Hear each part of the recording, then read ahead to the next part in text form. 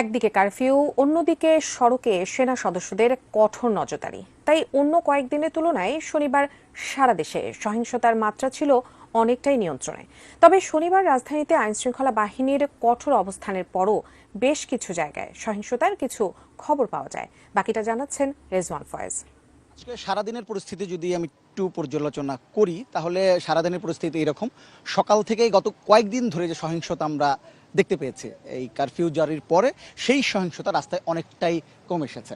রাজধানী সহ সারা বাংলাদেশ থেকে আমরা যে খবর পেয়েছি গত কয়েকদিনের তুলনায় আজকে সেই সহিংসতার সংখ্যা মানে পরিমাণটা বা অনেকটাই কমে এসছে। এটা একটা বড় কারণ, যেহেতু রাস্তায় আইনশৃঙ্খলা বাহিনীর সঙ্গে সেনাবাহিনীর সদস্যরা দায়িত্ব পালন করছেন, এই কারণে অনেকটা কমে এসছে। বিশেষ করে সকাল থেকে যেটা আমরা লক্ষ্য করেছি, কারফিউর কারণে রাস্তায় সাধারণ মানুষের চলাচল খুবই কম ছিল, একেবারে কম মানুষ কিন্তু বেরিয়েছেন। তারপরও যারা খুবই জরুরি প্রয়োজনে রাস্তায় বের হয়েছেন, তাদের যেতে হয়েছে, তাদেরকে কিন্তু জিজ্ঞাসাবাদের মুখোমুখি হতে হয়েছে, আইডি কার্ড দেখাতে হয়েছে, এবং কেন তারা রাস্তায় বের হয়েছেন সেই কারণটি কিন্তু প্রুভ করতে হয়েছে যে এই জন্য বের হয়েছে, জরুরি কাজটা তাদেরকে বলতে হয়েছে।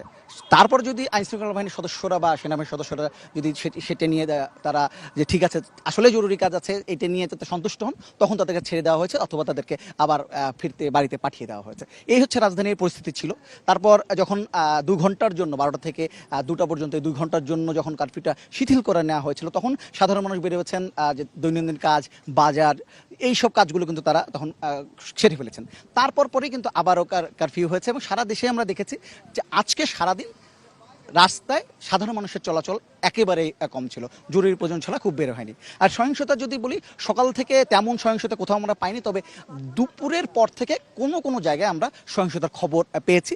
তারপরেও গত কয়েকদিনের তুলনা যদি আমি তুলনা করি, সেই সংখ্যাটা বা তার যে পরিমাণটা এবং যে এর আগে যে ধরনের সহিংসতা হয়েছে সেই সংখ্যাটা কিন্তু খুবই কম বা পরিমাণটাও কম, সেভাবে হয়নি। তারপর এই রাত এসছে, রাতেও কিন্তু আমরা দেখতে পাচ্ছি, আমি রাজধানীর পরিস্থিতি যদিও বলি, রাতে রাজধানীর পরিস্থিতি কিন্তু এখন পর্যন্ত শান্ত রয়েছে। দু একটি জায়গা ছাড়া বেশিরভাগ জায়গায় কিন্তু আইন শৃঙ্খলা পরিস্থিতি এখনও আইন শৃঙ্খলা বাহিনীর নিয়ন্ত্রণে রয়েছে গত কয়েকদিনের তুলনায়, এটা একটা ব্যাপার আছে। আর ইন্টারনেট নিয়ে অনেকেই প্রশ্ন তুলছেন যে কবে ইন্টারনেটে আসবে। ইন্টারনেট নিয়ে অনেকের মধ্যেই এক ধরনের অস্বস্তি কাজ করছে যে অনেকদিন ধরে ইন্টারনেট নেই। এটি নিয়ে আজকে তথ্য প্রযুক্তি প্রতিমন্ত্রী জুনায়েদ আহমেদ পলক যেটি জানিয়েছেন যে ইন্টারনেট ফিরতে আরও কিছুদিন সময় হয়তো লাগতে পারে, বা কবে ইন্টারনেটের স্বাভাবিক হয়ে আসবে ইন্টারনেটটি, সেটি তিনি এখনই পরিষ্কার করে বলতে পারছেন না। কারণ একটি কারণ আছে, কারণ হচ্ছে যে যেই মহাখালী যে আগুন দেওয়া হয়েছিল, ডাটা সেন্টার ক্ষতিগ্রস্ত হয়েছে, সেটি এখনও মেরামতের কাজ চলছে। কাজে ইন্টারনেট কখন ফেরত আসবে সেটি এখনও বা স্বাভাবিক হয়ে আসবে সেটি এখনও পরিষ্কার করে বলা যাচ্ছে না। এটি একটি 10টা পর্যন্ত কারফিউ আছে, পরে হয়তো প্রয়োজনে বাড়ানো হতে পারে। এই কারণেই 2 দিন সাধারণ ছুটি ঘোষণা করা হয়েছে সারা দেশে। এটি একটি তথ্য রয়েছে। তবে যদি সবকিছু মিলে বলি, সাধারণ মানুষের লক্ষ্য কিন্তু একটাই, যেভাবেই হোক না কেন, এই যারা কোটা আন্দোলনের পক্ষে আছেন কিংবা বিপক্ষে যাই বলেন না কেন, সবারই কিন্তু প্রত্যাশা এখন একটাই, যে কোনোভাবে এই সহিংসতা যেটা আছে সেটা যেন বন্ধ হয়ে যায়। এটাই সবাই প্রত্যাশা করছেন।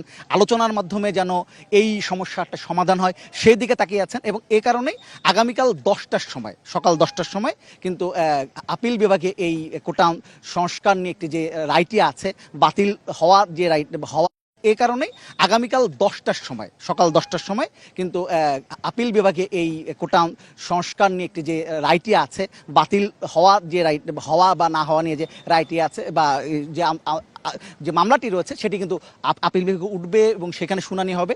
এবং তারপরে কিন্তু প্রত্যাশা করা হচ্ছে সেখান থেকেই, কারণ দুপক্ষ থেকে, সরকারের পক্ষ থেকে হোক এবং যারা আন্দোলনকারী শিক্ষার্থী আছে তাদের পক্ষ থেকে হোক, সব পক্ষ থেকে আশাবাদ ব্যক্ত করা হয়েছে যে এখানে ভালো ফলাফল আসবে। সরকারের পক্ষ থেকে বলা হচ্ছে সেখান থেকে একটি প্রত্যাশাজনক হয়তো ফলাফল চলে আসবে। কাজেই সেটি যখন চলে আসবে বা আগামীকাল রায়টার জন্য সবাই অপেক্ষা আছে এবং প্রত্যাশা করছে যে সেই রায়টি আসার পরপরই এই যে একটি সহিংস পরিস্থিতি, সেই পরিস্থিতি অনেকটাই নিয়ন্ত্রণে চলে আসবে।